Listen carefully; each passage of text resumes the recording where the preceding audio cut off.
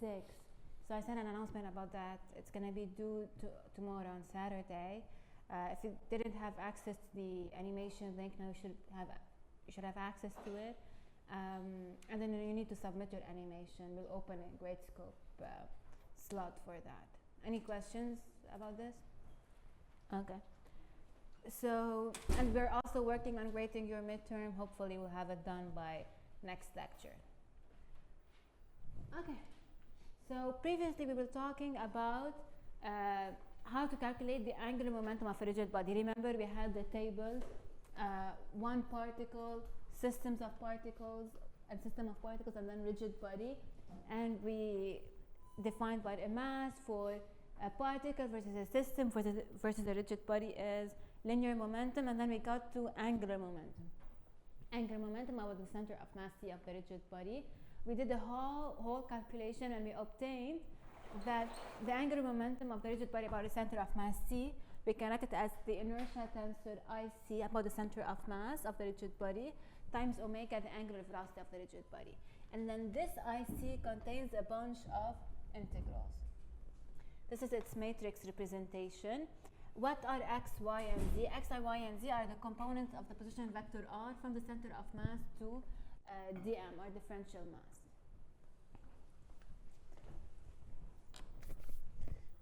Okay. Well, right now I want to give you these tables. These are important. I also posted them on the website today under today's lecture slot. The properties of homogeneous solids. They basically give you the components. Oops. They basically give you the components of the inertia tensor on kind of some basis they put in the figure. Question? Yes.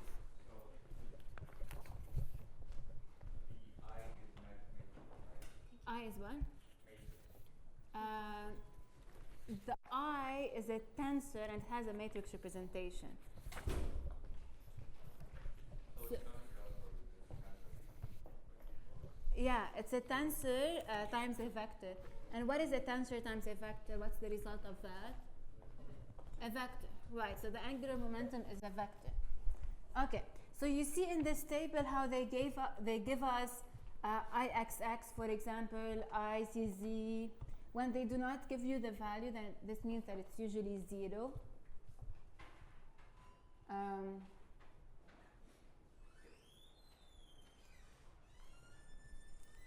Okay, sir, here you go. Okay, so for common shapes, we can find the values of the components of the inertia matrix in tables. The comment I have is that we have a slightly different definition of the products of inertia. I define them with a minus sign, whereas in the book they put the minus sign here in the matrix and they define the integrals to be positive. So we have a slight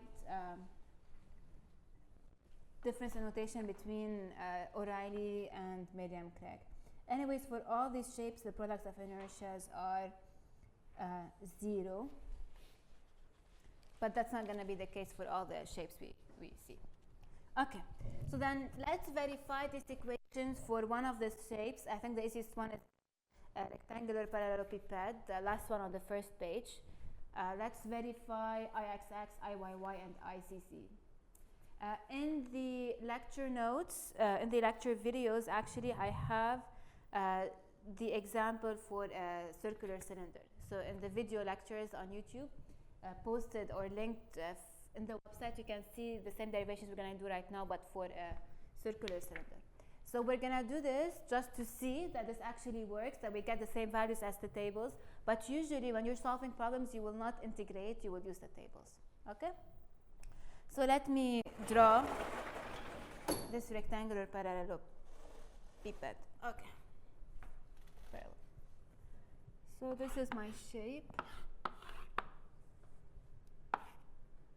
Well, actually, give me some more space. Okay.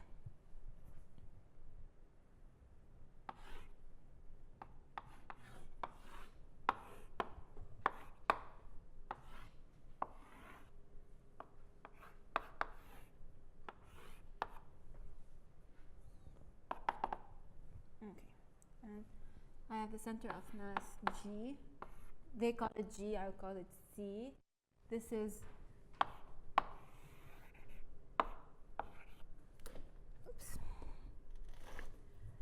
L over 2, L over 2, okay. A, B, and then how do they point their axes? They point EX like this, EY like that, and then EZ like this, and EX cross EY is EZ. Okay, so good thing you have the figures, because my drawing again is not the best.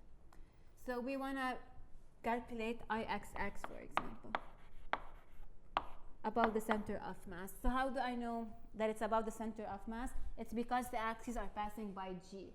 So they don't say about the center of mass. What they do is that they will name the axis differently if it's passing through some other point. Okay. So ICXX, the answer should be 1 over 12 m a squared plus L squared. Let us choose our formula and see if we can get the same answer. So my formula is IC XX is the integral over the body of y squared plus z squared dm. I have sheets for you, the latecomers. You can come and grab them here.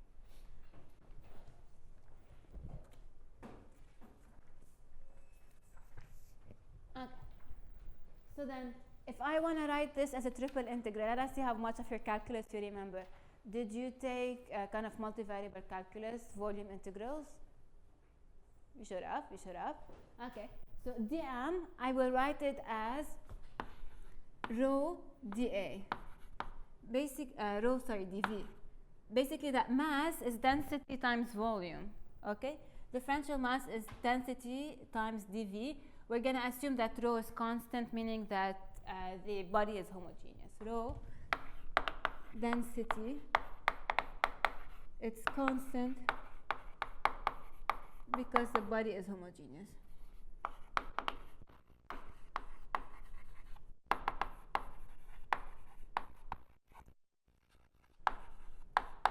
Okay, great. And then the dV, I can write it in different coordinate systems differently. Guess which coordinate system we're going to use here? Cartesians. So we're going to write dV as what? Exactly, the x dy dz, rather than r dr d theta dz or some other differential. So I'll write the integral over the body of y squared, well, actually, since I'm going to write dm, 3 integrals, rho is constant outside, x squared plus c squared, dx, dy, dz. So that's my volume, that's my dV. And now I need to put the boundaries of the integrals. So x varies between which value and which value? X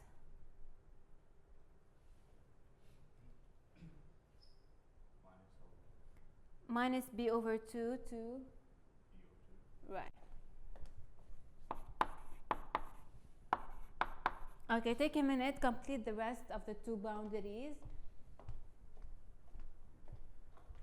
and maybe start evaluating the integral.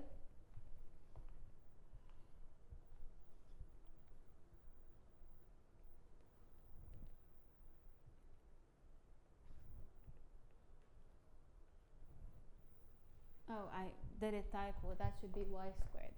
Here, sorry. Okay, so what's the second? So y varies between which two values? Exactly, minus a over 2 to a over 2. And then z from?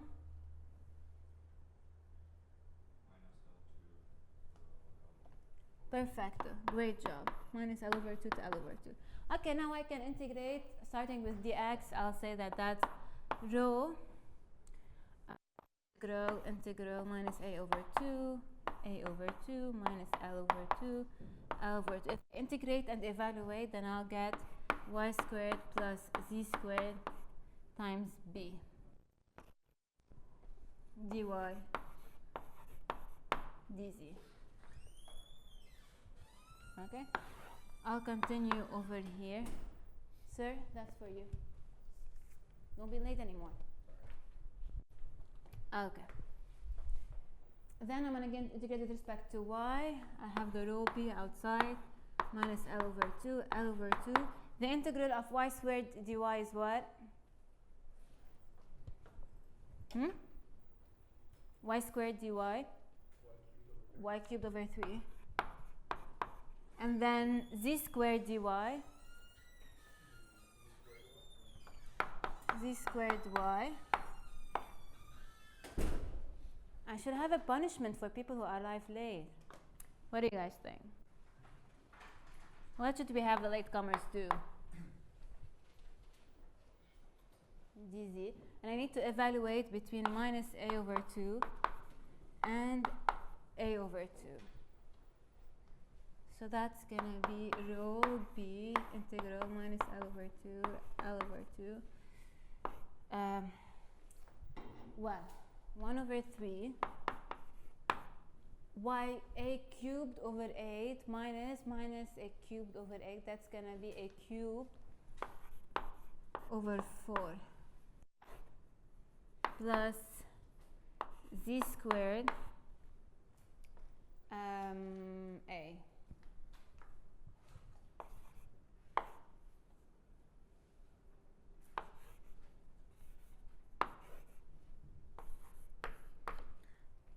Okay, double check this. Did I do any mistakes? If you're okay with it, you can raise your hand. For the latecomers, I distributed a few copies of the properties of a homogeneous solid. You can check your neighbors if they have the sheet. The sheet is also posted on the website.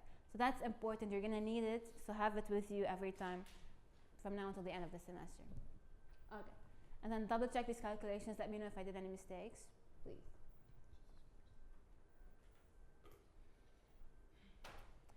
Dynamics is so nice. So far we've looked at, reviewing integrals, volume integrals. We looked at the conservative fields. So you of tensors and vectors and dot products and cross products. So you use a lot of your math. You apply it in this course, which is nice. You find an application for a lot of things that maybe you didn't know were applicable. Okay. So did I make a mistake?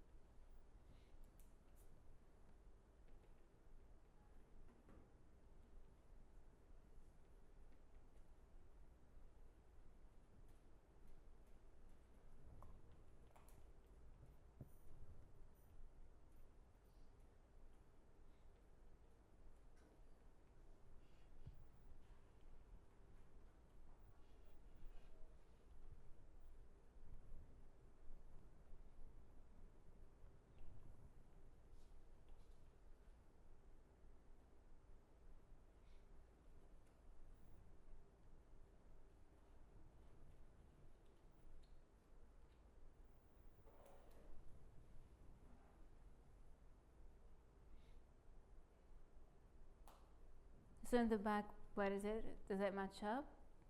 Yeah? Okay, I have one agreement. I need more. Yeah? Okay, what about on this side?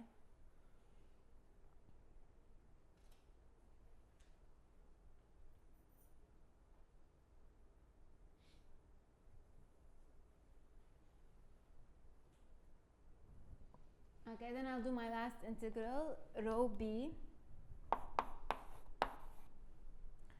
I'm then integrating dz. I'm gonna do it one more step in one step because I don't have space.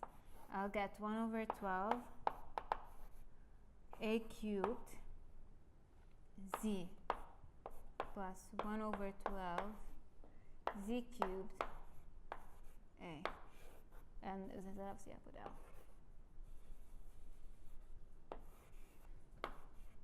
Okay, now do we agree?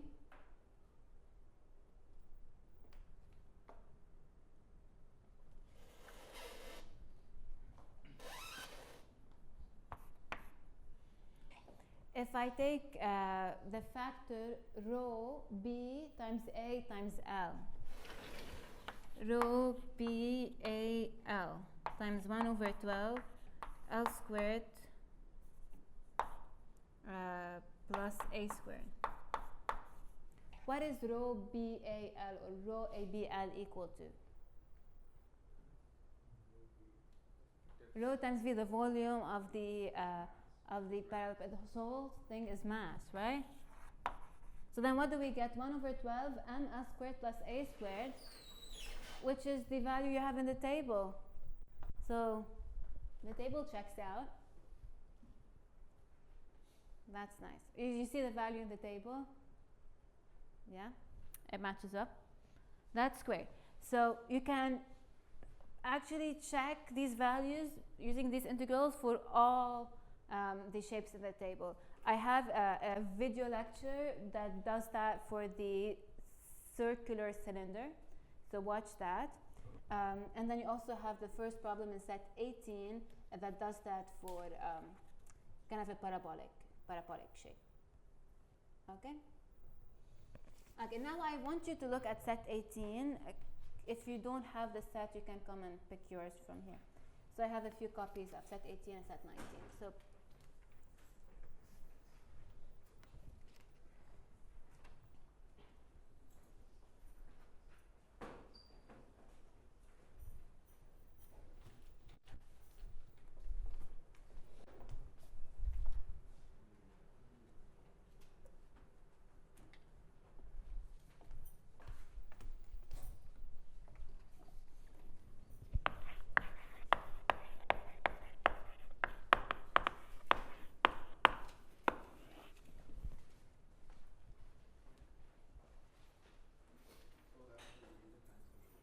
okay, I have a question for you. As the body moves, do the moments of inertia change?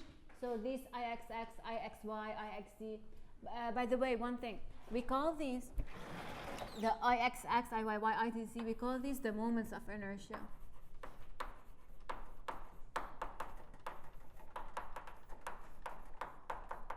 And these we call the products of inertia.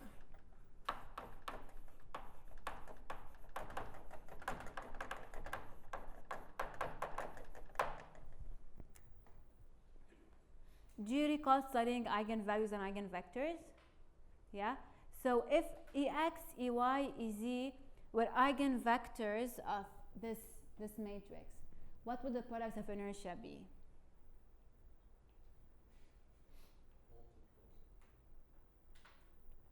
Now think about it. The products of inertia. If Ex, Ey, Ez, if this basis is an eigenbasis, they are eigenvectors for this matrix, what would the products of inertia be? Remember, if a matrix is expressed in terms of its eigenvectors, now what are the products?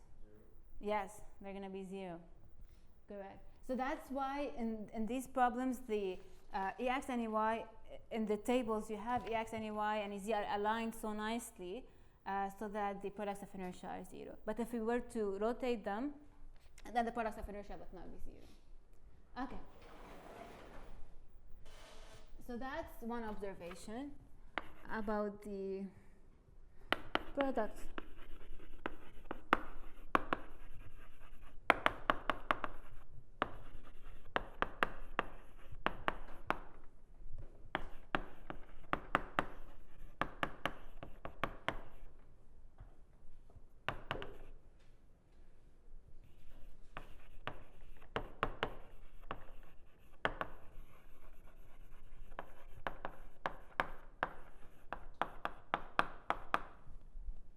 The matrix representation of IC.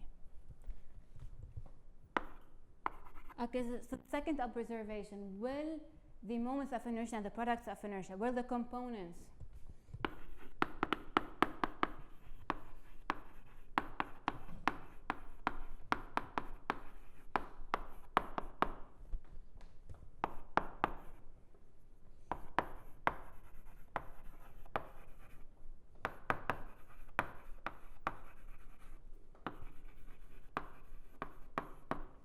Okay, so will these components Ixx, Ixy, all of them, the moments of inertia, the product of inertia, will they change as the body moves? Think about it, chat with your neighbor. Will these components change as the body moves? And maybe the figure above might be helpful.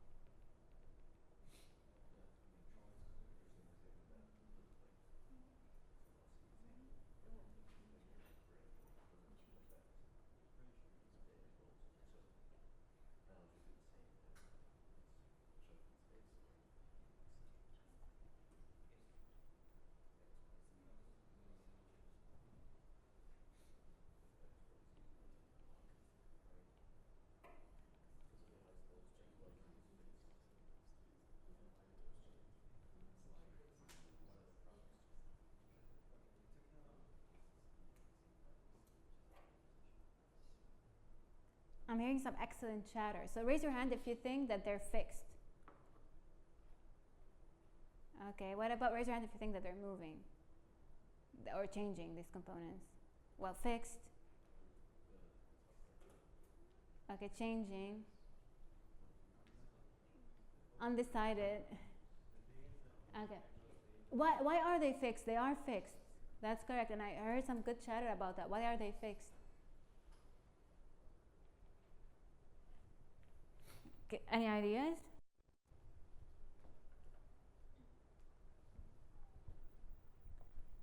Well, these moments of inertia and products of inertia are expressed in terms of, x, y, and z. Are x, y, and z changing or fixed as the body moves? They're fixed. Why? Because they're expressed in terms of the rotational basis. So as this body moves, the components of r and the rotational basis are going to stay fixed for a certain dm. Yes? If the basis is co-rotational, then how do we get different products of inertia? The basis is co-rotational. Right. So how did these, you said, didn't we say the products of inertia would not be zero if it's oriented differently with respect to the body. But once you put it, so like, for example, here, as the body moves, this basis remains an eigenbasis for the. okay? So for I this guess move. my question is, when do we not have products of inertia? Oh, so for example, if you had a shape like that,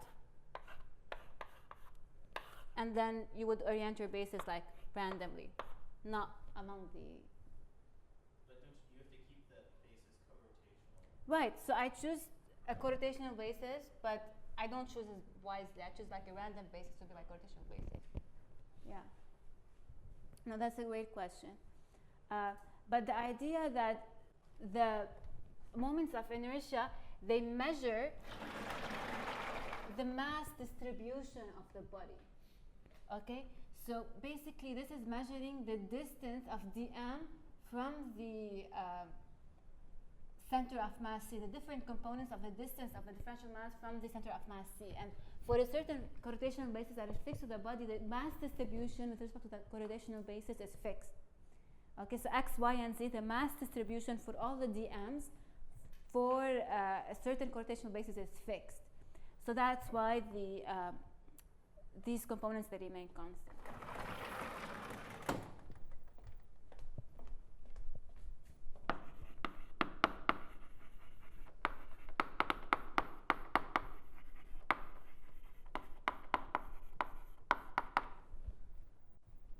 Okay, so IC is a measure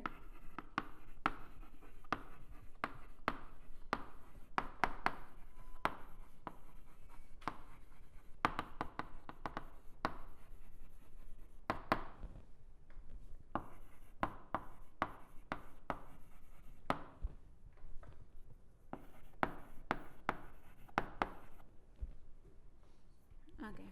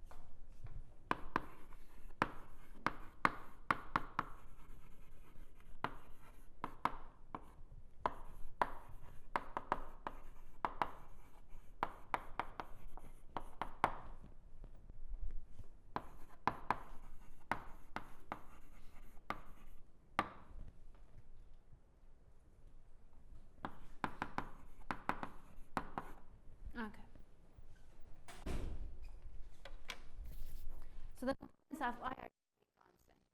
So let me ask you this. This is, let's assume this is the easy axis. That means that's the easy axis. And the IZZ measures the mass distribution above the Z axis. So when is IZZ greater? When I have my arms closed or my arms open? So when is IZZ greater? When I have my arms closed or open? Think about it.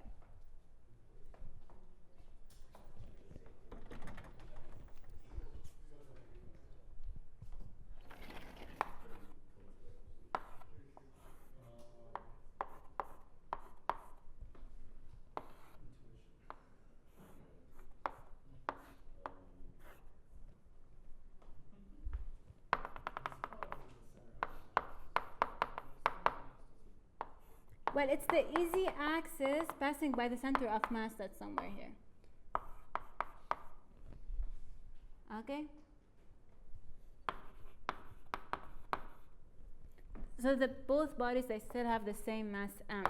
But which one has greater IZZ? Which configuration?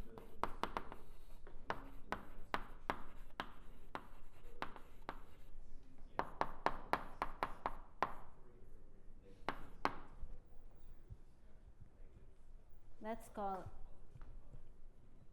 closed and open.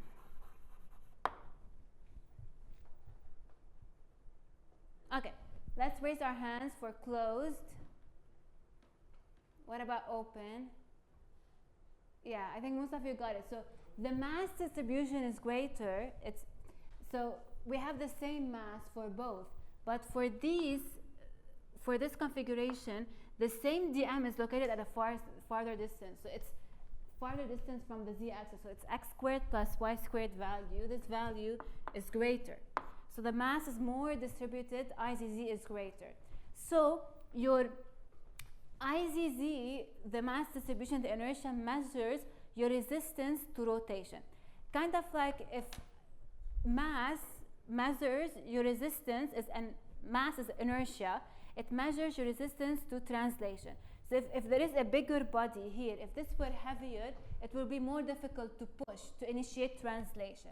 For a body with greater rotational inertia, for a body with greater inertia, then it's more difficult to initiate rotation. So let us give you an example. So this one has great IZZ.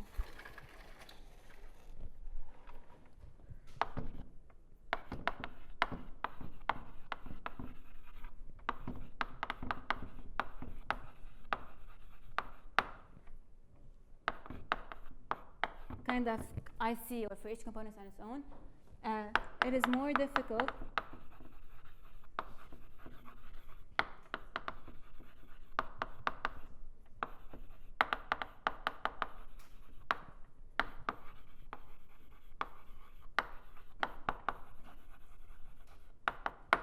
so kind of like analogously to if a body has bigger mass, then it's more difficult to initiate translation or change the way that the body is translating.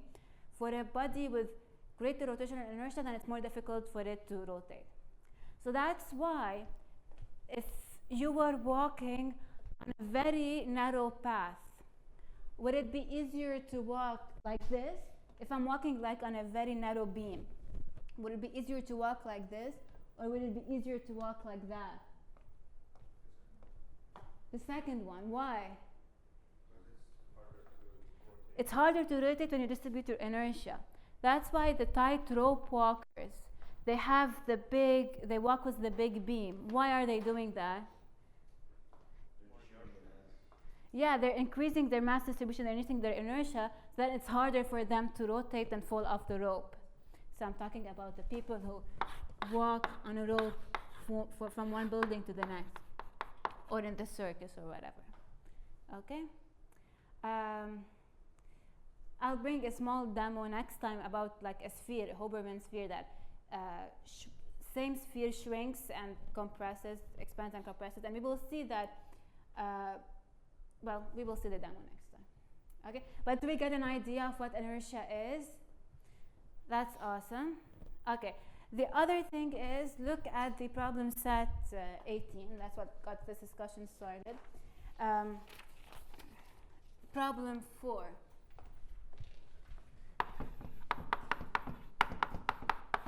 We have a body that is the tennis racket, and it's composed of a beam, basically, and a ring. Okay, so this body is composed of, this rigid body is composed of like two simple shapes, the ring and the beam, and we want to find the moment of inertia of the body about this point, about an axis passing by this point, and this is EY. Okay, the problem is that if I look at the tables, I don't have any more tables, but if you look at the tables, for a beam, you have the moment of inertia passing by its center of mass, right? Do you have it about this random point that's a certain distance from the end?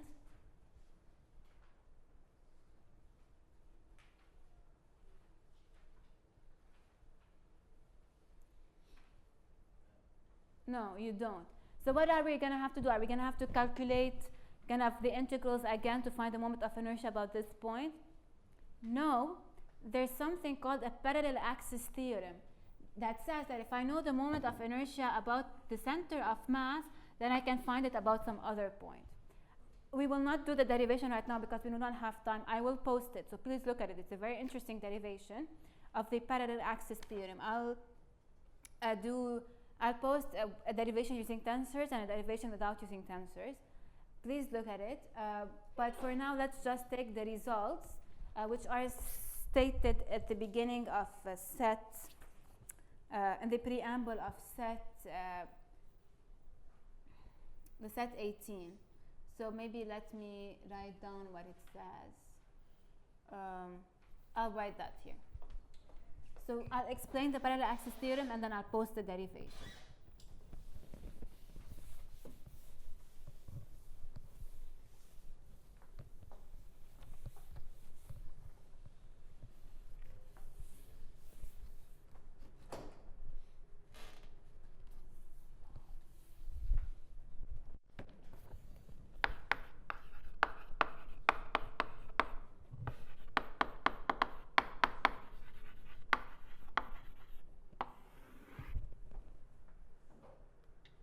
Okay, so the parallel axis theorem says that if I have a rigid body and I have its center of mass C and I have a different point A on the rigid body, and I have all the moments of inertia and the products of inertia about C, then I can find them about A.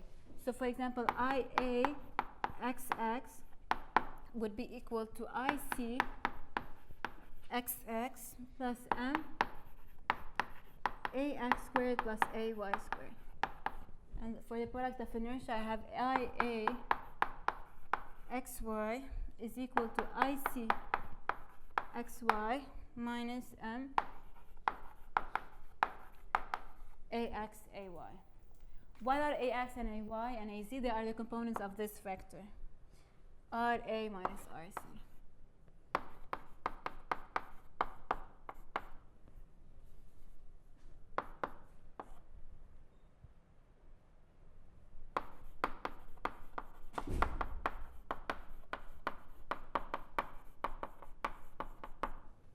Okay.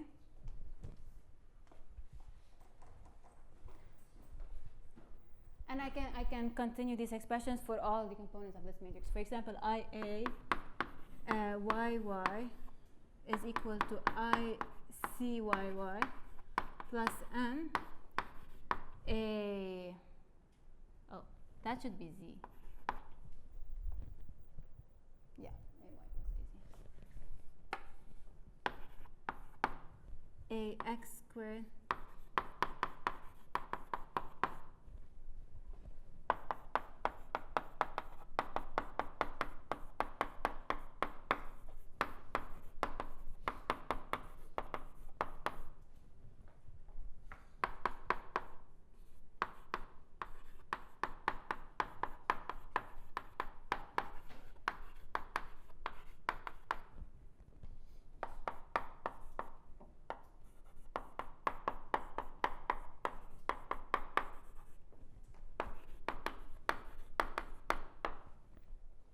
Okay, so this is what the parallel axis theorem says. Yes. Does C have to be the center of mass? Great question. Yes, C has to be the center of mass.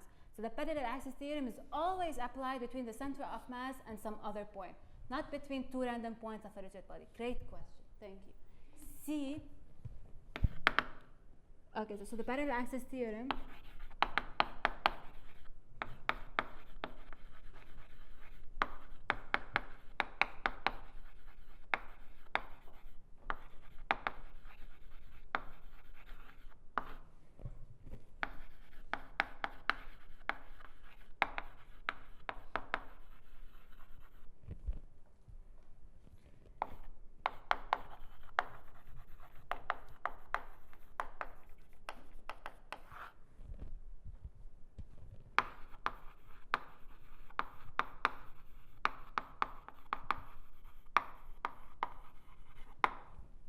and some other point on the body.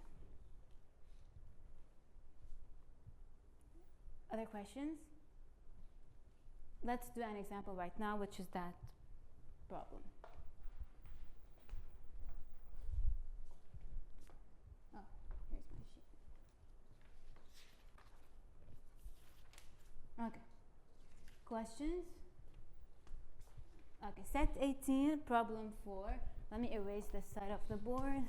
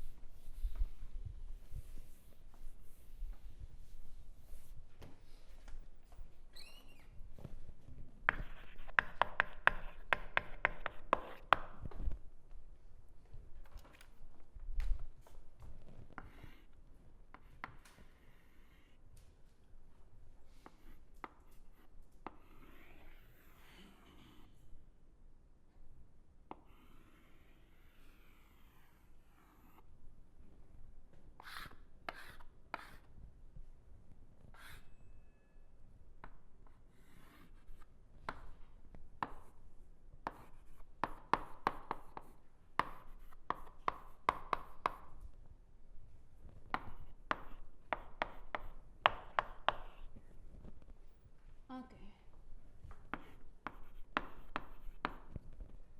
A badminton racket is constructed of uniform slender rods bent into the shape shown. Neglect the strings and the built-up wooden grip and estimate the mass moment of inertia about the y-axis through O, which is the location of the player's hand. So this is going to measure basically the mass distribution about this point O, which is going to measure how much kind of moment the player is going to need to put to make this turn. But we'll talk about moments in a bit. Okay. So for now, we just want to find the mass moment of inertia about the y-axis through O, which is the location of the player's hand. The mass per unit length of the rod material is rho. Okay. Rho is mass per unit length of the rod material. Okay. So we want to find I, O, Y, Y of the racket. Okay. I'm going to divide the racket into two shapes. How come I am able to divide the racket into two shapes? It's because the moment of inertias, for example, I, Y, Y that we're calculating specifically here is an integral. It's a sum. So I can divide the integral over the whole racket as the integral over body 1, the rod, plus body 2, the circle. Actually, let me write that. That's equal to integral over the racket of x squared plus d squared dm, where here x and z are not the distance to the center of the mass of the racket, but the distance to O.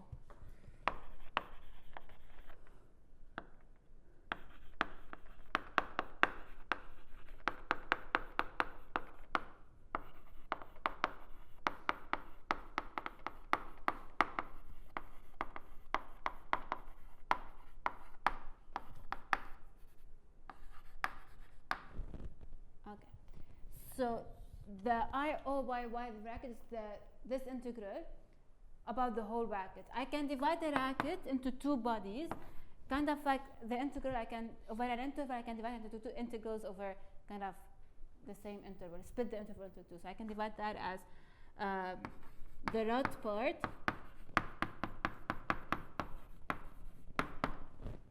plus the circle.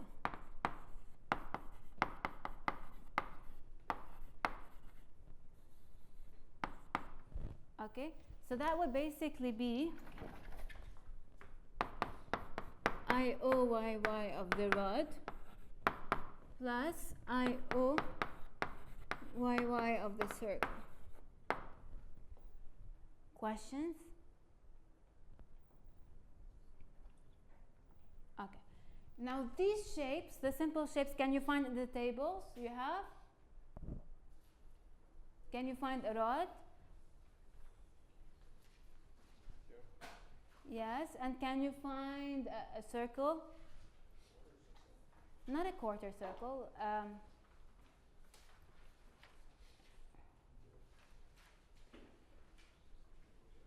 I do not have any more of these, but they're on the website posted. Okay. You have a cylindrical shell, don't you? The cylindrical shell. And if I take the cylindrical shell and if I make its length very small, L like close to 0, what will I get? A circular ring. Okay? So yes, you have both shapes in the table. Okay? So these shapes I can find at the table, except that I cannot find the moment of inertia about this point O. I can find the moment of inertia about their centers of mass. Okay?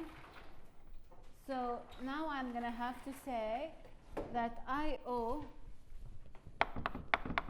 YY of the rod, I'm going to use the parallel axis theorem. It's IC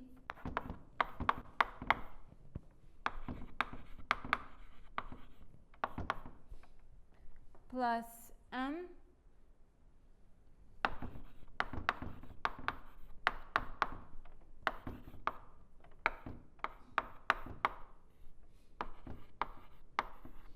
Okay, let me ask you this. I'm using parallel axis theorem right now. C is the center of mass of which body? The rod, the circle, the combined racket. It's the center of mass of which body? The rod. Right. Why? Because I'm just looking at the rod right now. So the center of mass of the rod. So I have, this is the rod. This is its center of mass. It's at a distance. What's the distance from the end? L over 2, and then you have point O. The distance L over 8. Okay. From the tables, what is I YY of the rod about its center of mass?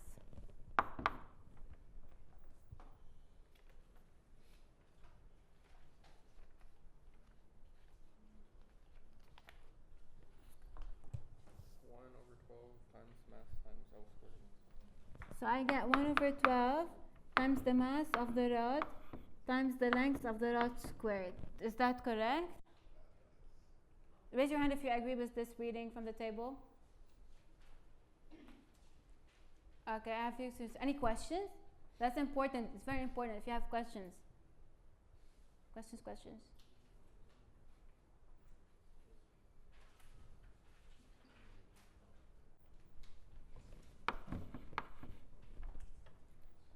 Okay. Yes. I see 2. Why don't we use Y1 and Y1? So Y1 is about the end of the rod, no? Yeah. Right, but I want the moment of inertia about the center of the rod. So then I want the YY. Because the mass distribution about this axis is different than the mass distribution about this axis, right? So the location of where the axis passes matter. So this, in my notation, I call this ICYY and I, for example, OYY. For them, they call it IYY and IY1Y1. So the location, the point at which you're trying to find the moment of inertia about, the mass distribution about matters. So then if you were to finding the moment of inertia of the rod about its end, then you would use this. If it's about the center of mass, then you would use this. an axis passing through the center of mass versus an axis passing through its end. Does that answer your question?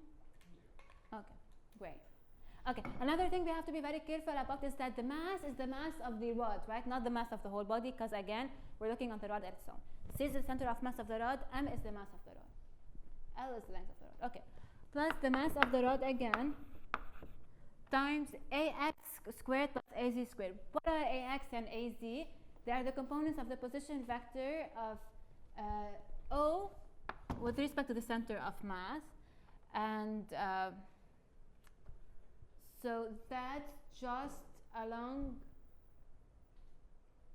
well, do we have an X and Y, Z axis here? Maybe I'll just add them. If this is EY, let's add EX, and let's, let's add EX like that. And EZ is our everything. EX, EY, EZ, right? Okay. So what is AX here? Wait, so from the like total shape, there's like component 1/12 m L squared, which we have, Mm-hmm. and there's also 1/4 mr squared. For what? For cylinder, circle cylinder, or Right. Right now we're just looking at the rod. We'll get to the circle. no, but What is, the rod has negligible radius, the cylinder accounts for radius, so it's the same term, you're just adding the radius term. Oh yes, that's a good point. So if this rod is the same as the cylinder with R is 0. so we have that. Okay. So do you have a cylinder in your table? Full cylinder, right? And an axis like that. What is the moment of inertia about this axis? Or like this? Doesn't matter because of symmetries.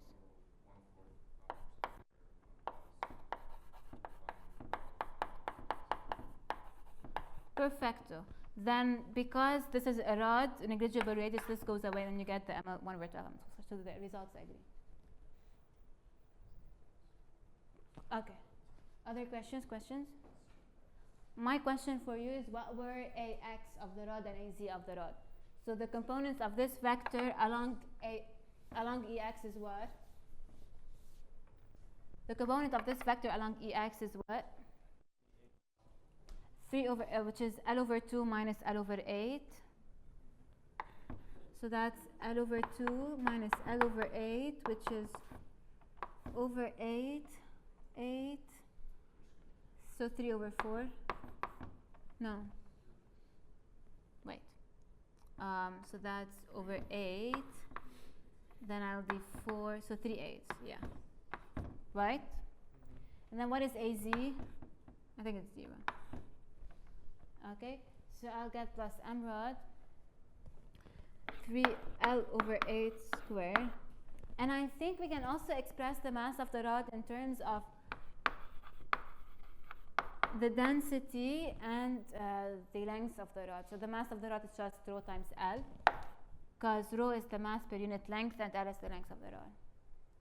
What would be the mass of the circle? The circular ring.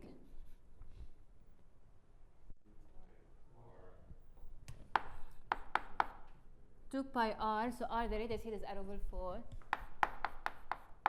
times rho. The length of it, yeah. Cool. So our second step now is to find IO. Yeah, so if we found this, we need to find this IOYY of the circle.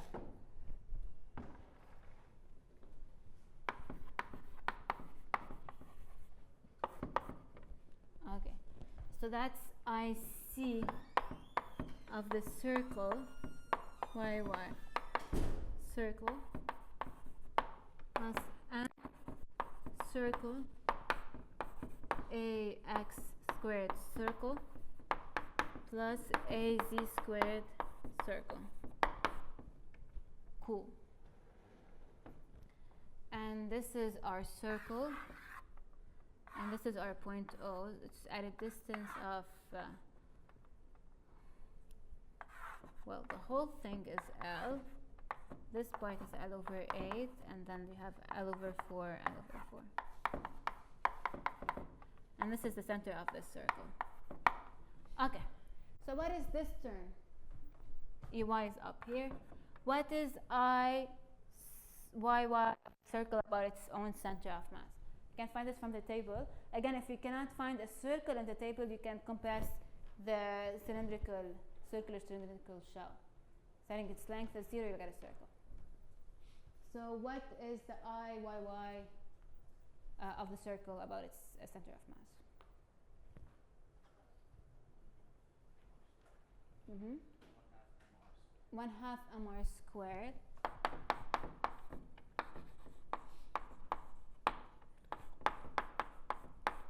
Let us see, do we have an agreement? Raise your hand if you agree. Cool, we have a few agreements. So let's discuss. If you have questions, please ask your neighbors. Questions? Okay. Okay, and then the mass of the circle times, okay, what is AX circle squared and AZ circle squared?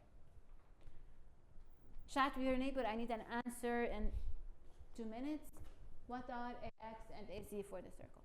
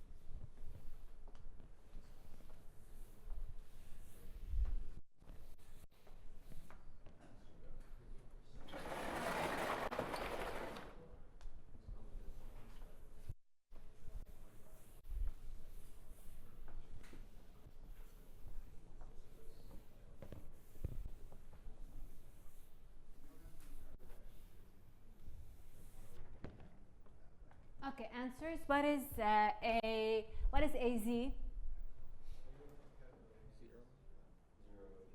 0, right? Because RA minus RC, RO minus RC, we're looking at this vector. So the Z component is 0, the Y component is 0. What is the X component? L minus L over 8 plus L over 4.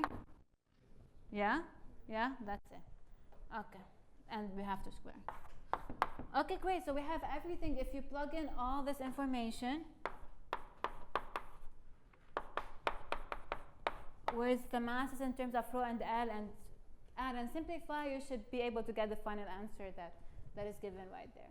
Okay, this is very important. So finding the moment of inertia, from now on, it's going to be a step you're going to have to do in every problem. Finding the moment of inertia of a body about the axis of rotation, basically. So this is very important. Please do the rest of the problems. Practice really well. Any questions? Okay. Questions? Great then. we're done with rigid body kinematics. So we looked at the kinematical quantities that have to do with the motion for a rigid body, center of mass, linear momentum, angular momentum, and right now we're going to look at the balance laws for the rigid body, the kinetics. So as we did before, we have the balance of linear momentum. We're going to add the balance of angular momentum for a rigid body, and then the work energy theorem and the linear impulse linear momentum, angular impulse angular momentum. So the same thing we did before for a particle, and then for system of particles, we're going to do for a rigid body. Kinematics of a rigid body. Kinetics, sorry.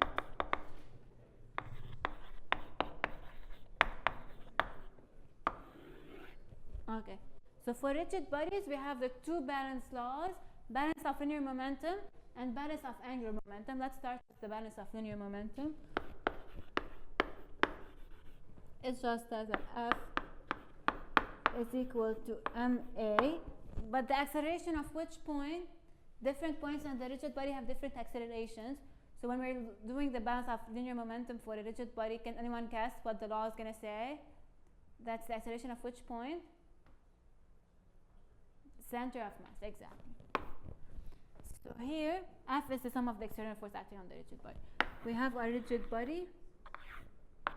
We have F1, F2, well, acting, different forces acting on different points on the rigid body. We can also have couples acting on the rigid body. So the balance of momentum says that the sum of forces is equal to MAC. That's called the balance of linear momentum, or Euler's first law. Why? Because Newton only wrote his laws for a particle, didn't write them for a rigid body. So for rigid bodies, we call them like Euler's laws, Euler's first law. The balance of angular momentum, that's Euler's second law. Remember, for one particle, we were able to derive the balance of linear momentum from the balance of angular, the balance of angular momentum from the balance of linear momentum. So for a particle, we derive this one from this one, but for a rigid body, we cannot. These two laws are independent. Now, the balance of angular momentum, it has three forms. We can write it in three equivalent ways. And I'm going to call this A, B, and C. Let me follow the same order as I have in your set. MO is equal to H dot O about a fixed point O.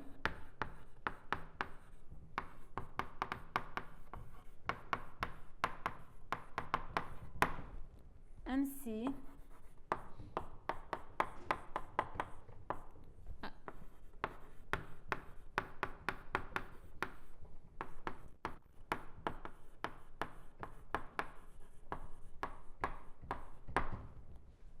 and then MP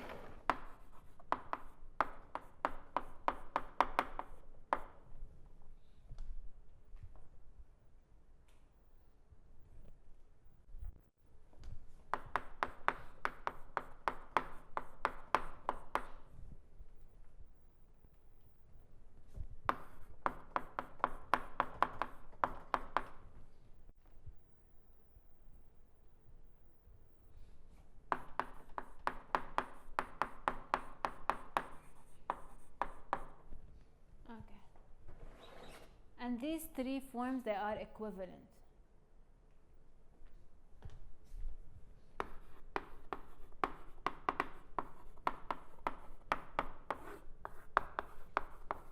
Okay, to show this, we're going to do a small derivation. We'll do it in a bit. Okay? Great.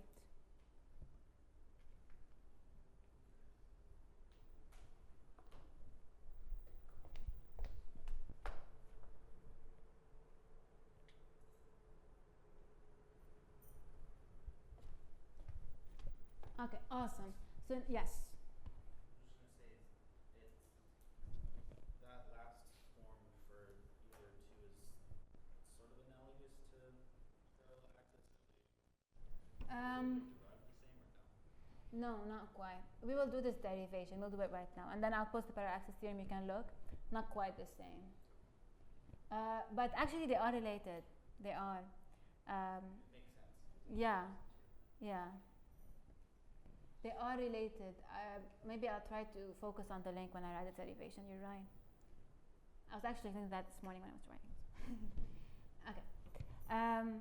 Yes. Also, the difference between a fixed point O and a fixed point O in space and P is a fixed point on the body, Um, or is it something else? P, well, great questions. O is a fixed point belonging to the rigid body. So a fixed point belongs to the rigid body.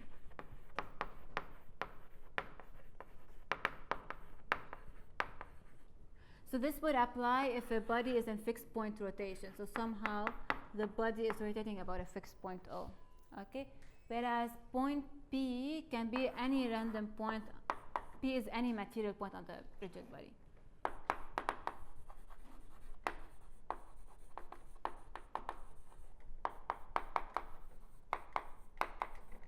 So Vp is not necessarily 0.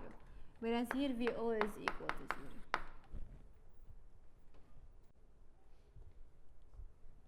Okay, so remember in the inertias we're calculating the mass distribution, or we're using the mass distribution about some point. That point needs to be a material point on the rigid body, or else the components of the inertia matrix or tensor are going to change. And then C is just the center of mass.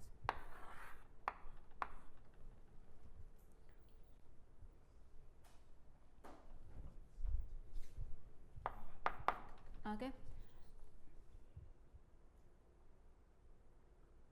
Questions? Great. Okay. So F, we know how to calculate. The sum of the external forces, we've calculated this a lot, right?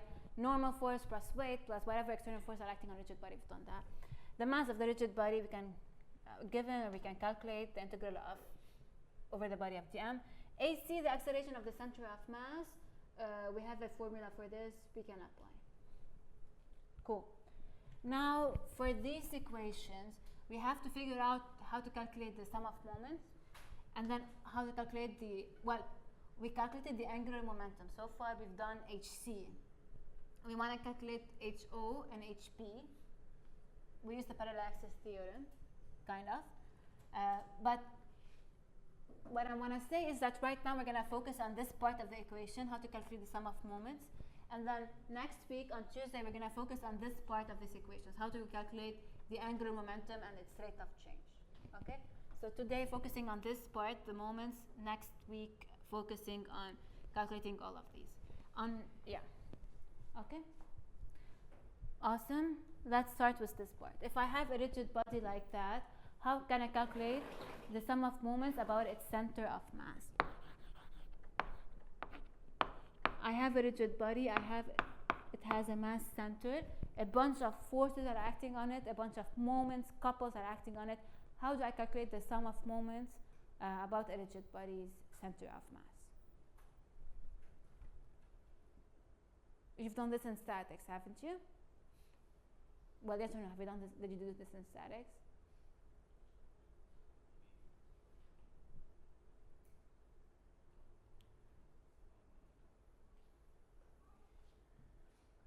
Okay. So let me help you out a little bit. So you add the moments of all the couples, because the point of application of the couple really does not matter. So I add all the couples. I'm going to call them M1 or MC for the couples, sub C. That's the couple moment.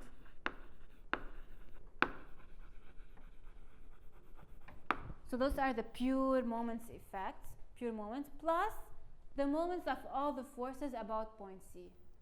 And we know how to calculate the moment of a force about point C. So the sum of all the moments of all the forces about C. How do I calculate the moment of the force, for example, F1 about C? Yes? Would you, sorry, what is a couple versus just a force causing a moment? What is? Okay. The force causes a moment about some other point, right? So the force causes a force plus a moment about some point. But a couple only causes a couple, no force. So you can think of a couple as created by two forces that cancel. So if I have the force F and the force minus F, what is the net effect of these two forces? Well, the sum of the forces is going to be 0, but the rotation contribution, the moment contribution about like any point, let me take any point, I'm going to call this P. The sum of moments about P, while the moment of a force is R cross F, the position vector from P to the point of application of the force crossed with the force. Let me call this A, let me call this P. So the sum of moments about P is RA minus RP cross F plus RB minus RP cross minus F. Do we agree on this? So the sum of forces is equal to F, so the sum of, maybe I'll call this FA and then FA to differentiate. The sum of forces is FA minus FA, which is 0. But the sum of moments is going to be this, okay, which I can write taking FA as a common factor as RA minus RP minus RB plus RP, okay, and that's equal to RA minus RB cross FA. Is this 0? No, right? Actually, what's very interesting is that the moment of a couple, it only depends on the distance between them and not on where you're trying to find the moment about, which is what we said here. The moment, the couple does not depend on kind of a point of application. So it depends on the distance between the two forces. Not even where I'm trying to find the moment about. The moment of a couple is just the force times the distance between them. Cross product gives you the direction. Okay? So does that answer your question? Awesome. So that's what a couple is. It's the effect of net moment without any force.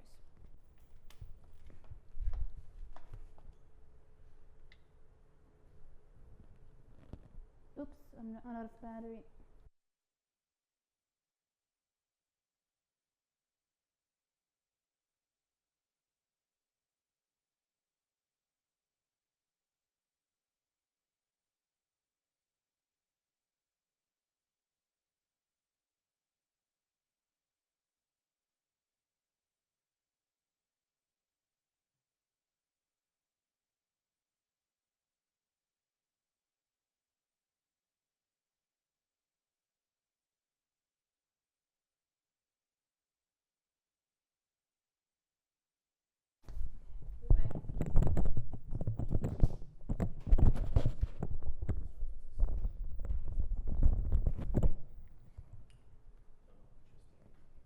Okay.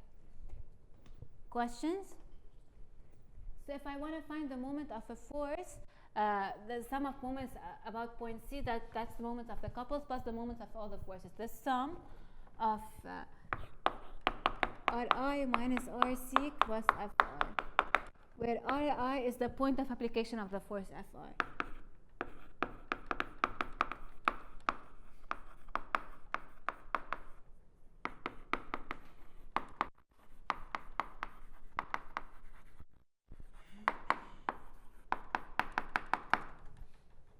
Okay.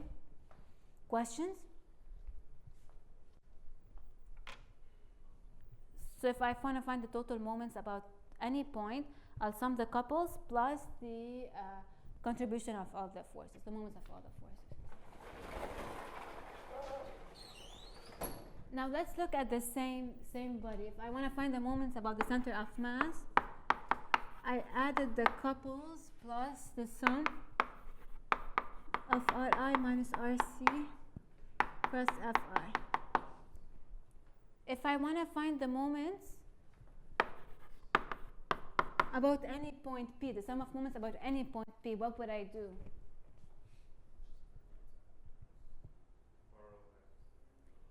No, not quite. I would just apply the same concept, but instead of using point C, I'll use point P. So then what would I do? For the couples, will anything change? No. So I'll just add the couples And then the contribution of the individual forces is going to change based on P. So that's going to be Ri minus Rp plus Fi, right? The moment about point P is the distance between the point of application of the force and P crosses the force. Okay? And this I can write in terms of C, if I do this, is equal to MC plus the sum Ri minus Rc plus Rc minus Rp plus Fi. So far I just subtracted Rc, added Rc, so they didn't change the equality. MC plus the sum of Ri minus Rc plus Fi plus Rc minus Rp plus Fi. And what is this?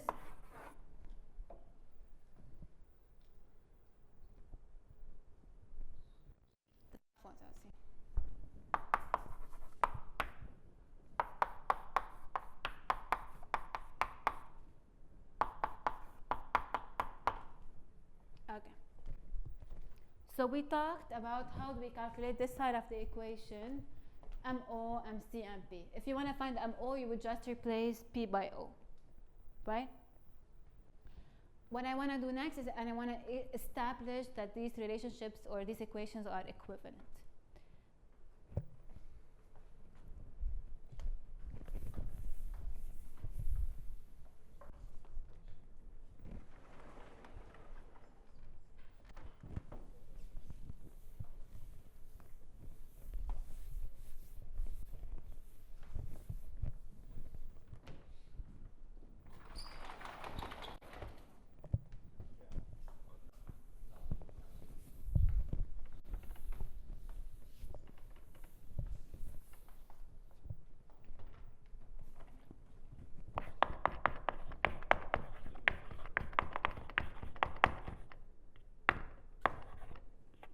Question? Yes. Can you provide an example of couple forces? A couple? Yeah. Usually when you're driving and you have your hands on a steering wheel, then you're providing a couple. Okay? Your net effect is you don't want any force on the steering wheel. You don't want to push it, but you just want to turn it. Or when you have a handle. So that would be a couple. Another thing is torsional springs.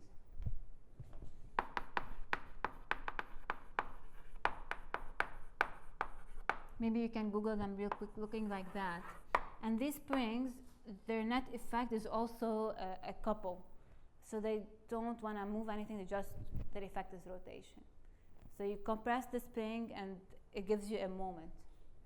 Instead of a spring force, you get a spring moment. Okay? Yes? Just wanted to clarify what's over here. So this part below is just that section? No, that's MC. And then the equality is for the whole thing. So maybe to clarify things a little bit, Yeah, I'm also wondering about both the MCs, but the lower C is couple of the higher C. it's the sum of moments of the center of mass. Yes.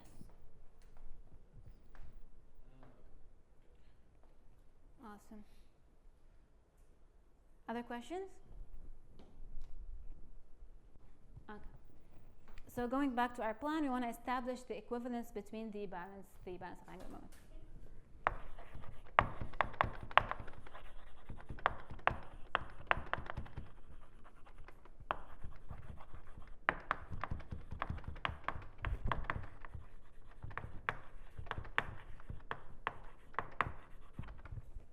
Okay.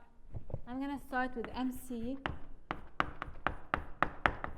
is equal to h dot z and hopefully get the other two. Okay.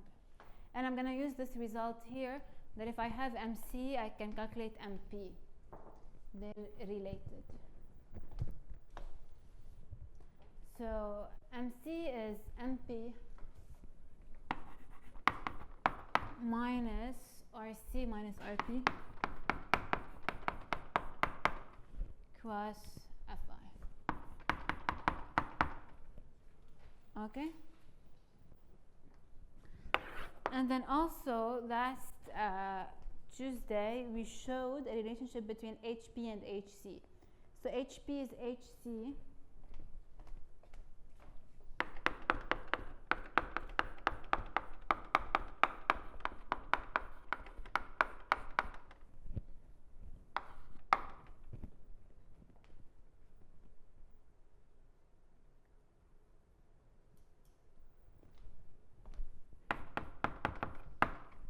okay.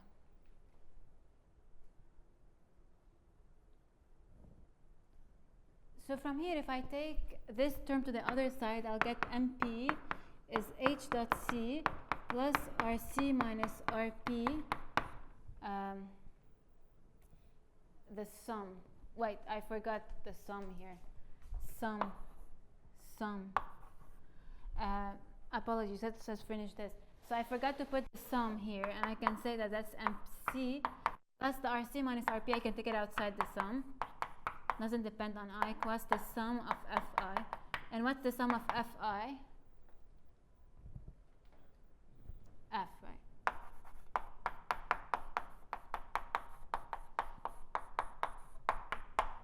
Cross that.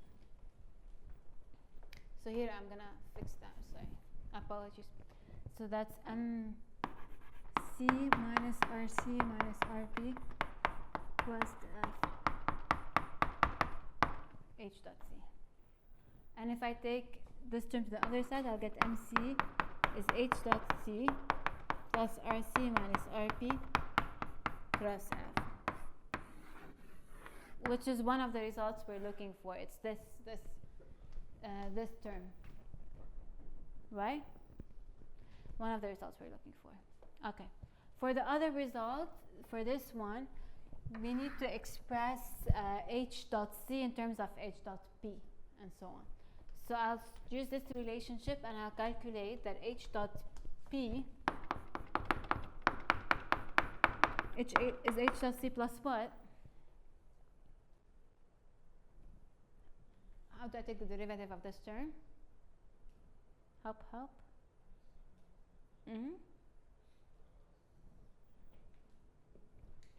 Who can help me?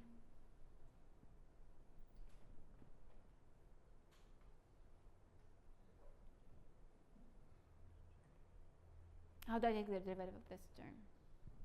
No, that's easy, come on.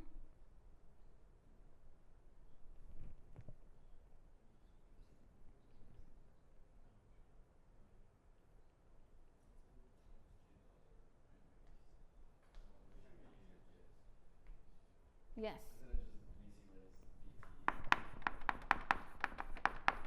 Plus G, yes, plus what?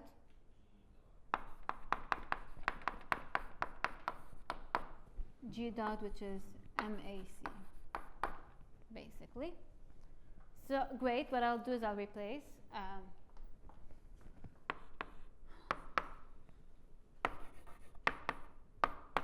H dot C by H dot P minus VC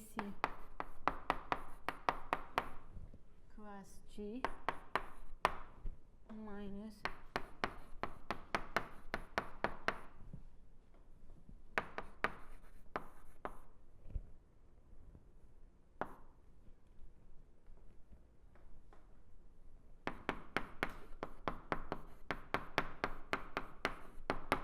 which two terms go away?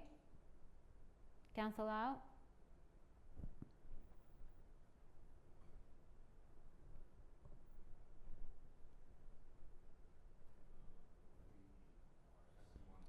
Yeah, the last two. AC is F. Okay, so I get that MP is equal to H dot P, and I can remove the minus sign and flip this. So MP.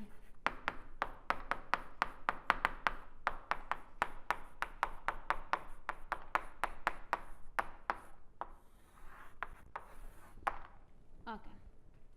Awesome. Questions? So what did I do so far?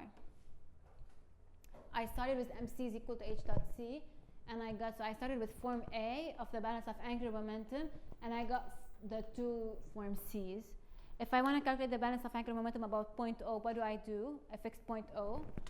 I'll just replace what by what? Replace P because P is any point. So I can replace P by O, and I'll get from this equation, replace P by O with VO is equal to 0. I'll get MO is H dot O plus VO minus VC cross G. What is VO? 0. What is VC cross G? 0. Why? G is MVC. So a vector cross with itself is 0. So we get that MO is equal to H dot O. Okay? So we've established that A, B, and C are equivalent. Starting from one, we obtain the others. Questions?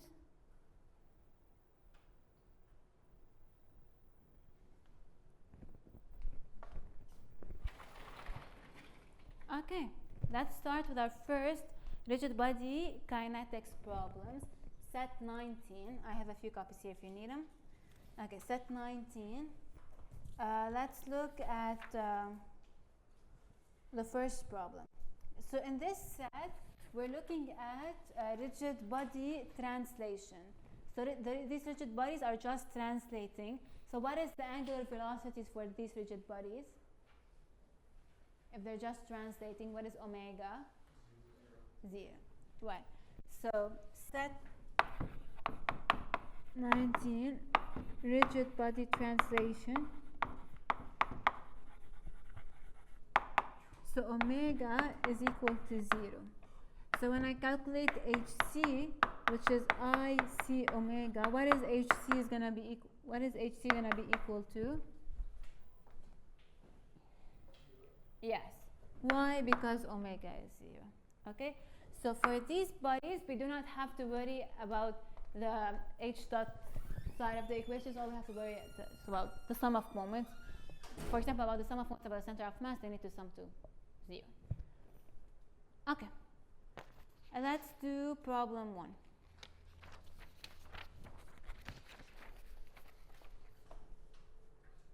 Right. Okay.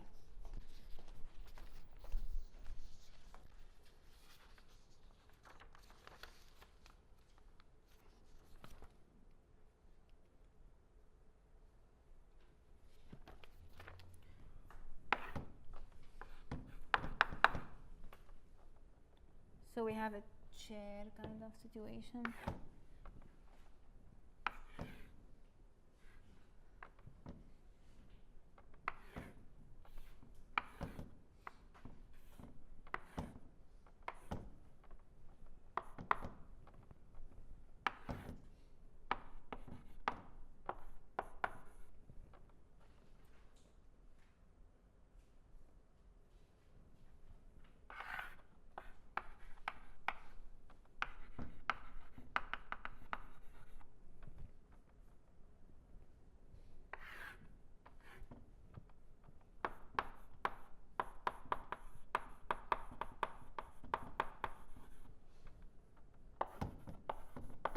Okay. The uniform slender rod rests on a car seat as shown. Determine the deceleration A for which the rod will begin to tip forward. Assume that friction at B is sufficient to prevent slipping. A uniform slender rod rests on a car seat as shown. Determine the deceleration A for which the rod will begin to tip forward. Assume that friction at B is sufficient to prevent slipping. Okay. So to solve these problems, the rigid body kinetics problems, it's the same steps as the rigid body, as the particle kinetics problems. We have to figure out a basis, draw the free body diagram, write the expressions of the forces, write the balance laws. So the balance law is the balance of linear momentum and the balance of angular momentum, and then you do an analysis. So let me take a basis. Well, for now, I'll take the horizontal, vertical. We'll see. We might change it. We might incline it with the seat. We will see. Okay. Now, if I want to draw the free body diagram of my rod AB, what are the forces acting on this rod?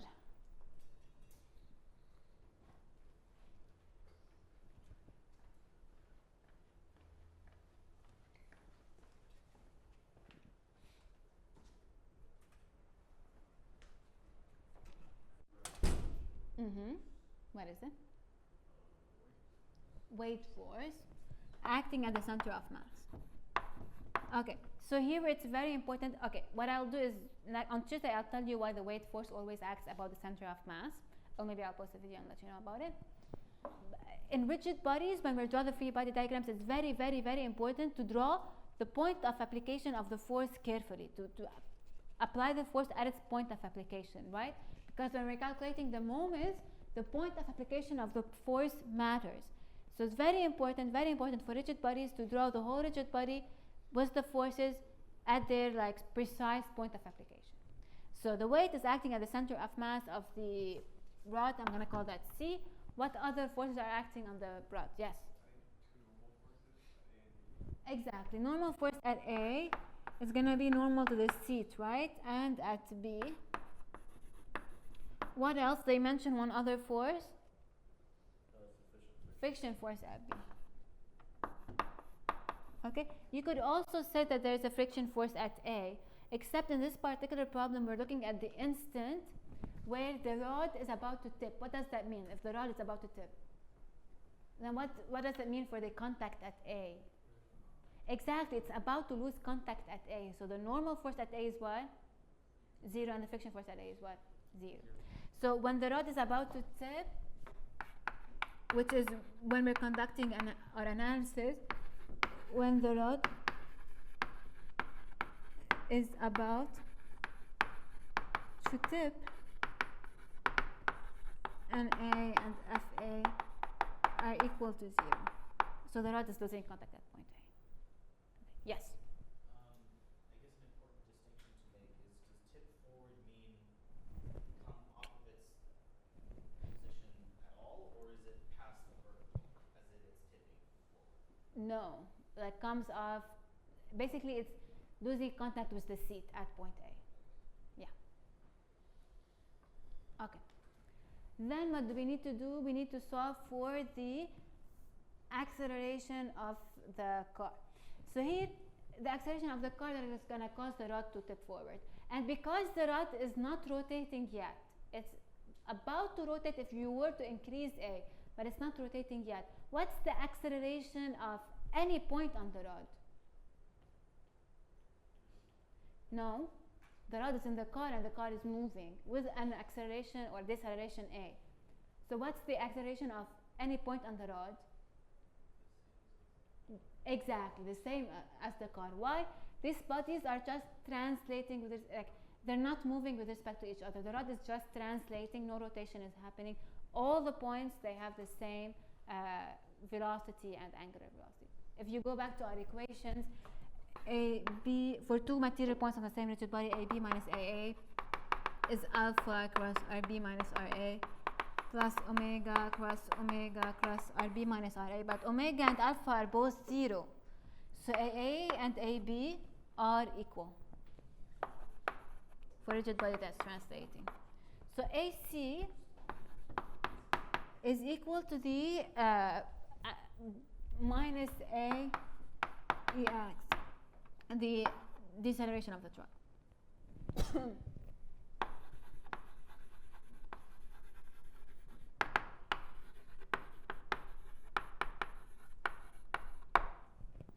Cool. Okay. I want to find this deceleration of the truck that's going to cause the rod to tip forward. There are many ways to solve this problem. Ideas. I need to apply the balance laws. Which balance law should I apply? There are many ways. Some ways are a little bit more arrogant than the rest, but a lot of support. So think about it. Which balance law should I apply?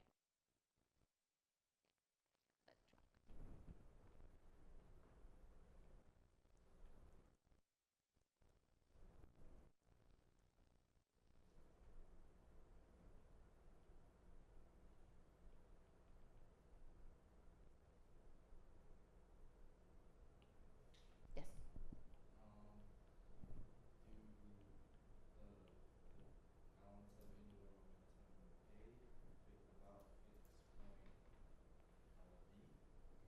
Okay, we have to be careful. Is B is fixed point?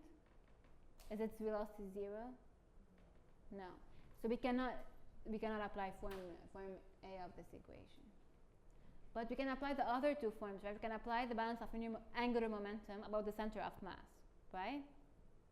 Or we can apply it about point, well, there's a point, if we apply the balance of angular momentum about we hide the moment of a few forces.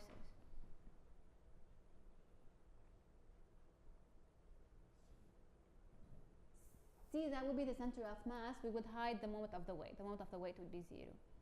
What about if we calculate the sum of moments about point B, as your friend suggested? Then what's the moment of NB and FFB about point B? 0.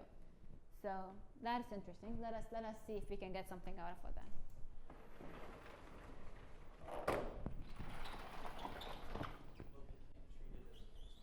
It's not a fixed point. I have to apply form C of the equations.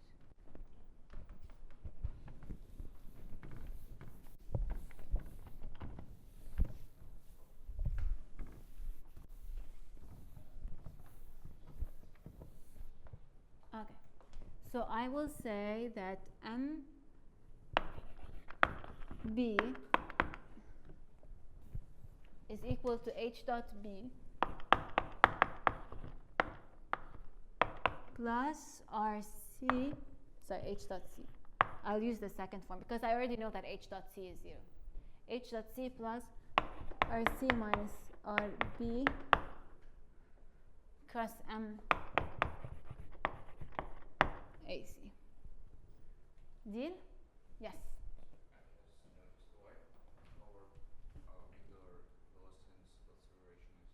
Because we're not rotating yet. If the car decelerates at a higher rate, then you will tip, you will rotate. But right now, you're just basically just levitating. You're about to rotate if the angular acceleration, if the acceleration of the car increases, but you're not rotating yet. I can't tell why velocity is 0, but why acceleration is 0. Because you're going with this constant angular, the car is going with this constant deceleration A. So nothing is going to cause the angular acceleration to tip other than changing the acceleration of the car, which is not happening. We're going at that acceleration of the car that if it were to change, the alpha would change. Okay? Cool. Other questions? So what is H dot C here? 0. Why? Because omega is 0. Then what do I need to do? I need to find the sum of moments about B. What is the only force that's creating a moment about B? No, the force, the weight force, right? So I'll have R C minus RB cross the weight minus mg EY. That's the weight force. The moment of the weight is equal to, also RC minus RB cross M, and the acceleration now it's minus AEX.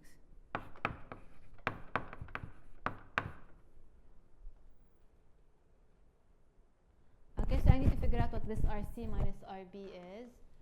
So what is RC minus RB?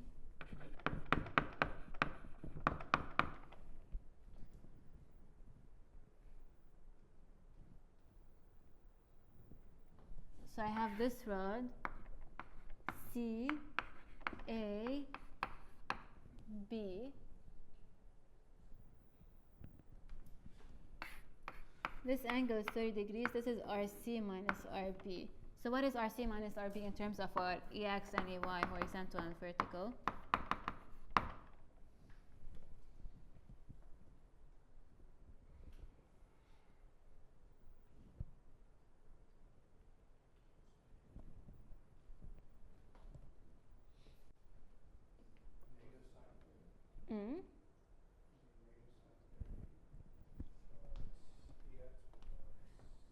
L over 2 RC minus RB is negative sine 30 EX plus cosine 30 EY Cool. I agree. What about everyone? Do we have an agreement? Yep. Questions? Okay. So what is RC minus RB cross minus MGEY? That's going to be L over 2 minus MG EX, so, and plus sine 30 degrees. And the EX cross EY is what? EZ is equal to RC minus RB cross M minus AEX, so that's going to be equal to minus MA L over 2, and then EY cross EX is what? Oh, and I have the cosine. EY cross EX minus EZ, so plus EZ. Did I do any mistakes?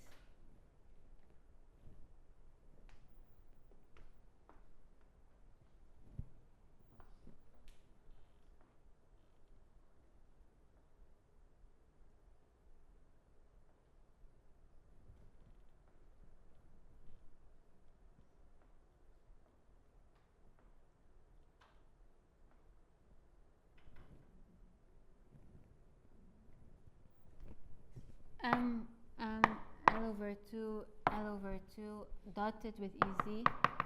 I'll get that A is G sine 30 degrees over cosine 30 degrees.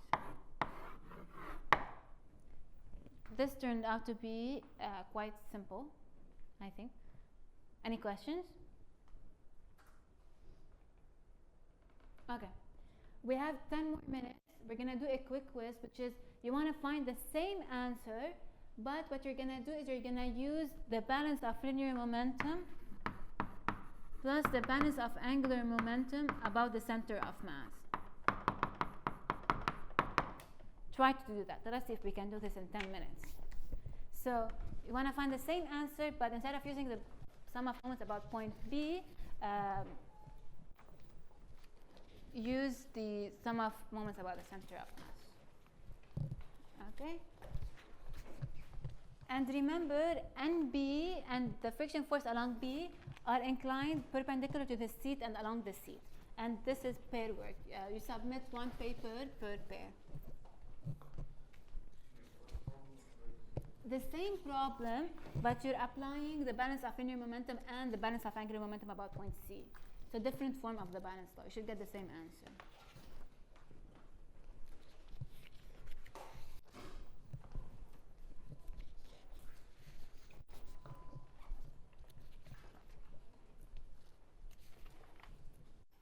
Welcome.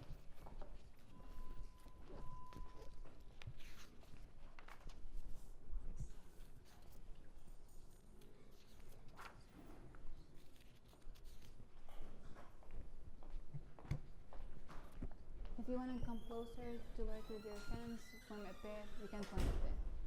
Okay? You got it paper? Okay.